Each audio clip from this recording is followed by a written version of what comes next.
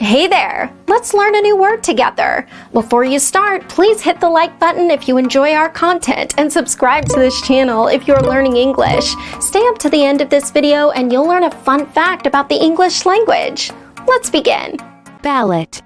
Ballot means system of secret voting. For example, the commissioners were elected by ballot.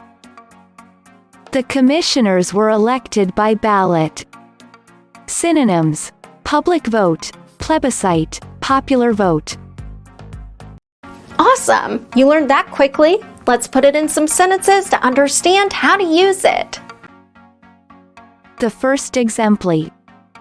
Every district secretary, every regional secretary was elected by ballot. Now, repeat after me. Every district secretary, every regional secretary was elected by ballot. The second exemplar. 4 local newspaper chapels have now voted for strike ballots. Now, repeat after me. 4 local newspaper chapels have now voted for strike ballots. The third exemplar. Votes in a ballot for strike action are still being counted. Now, repeat after me.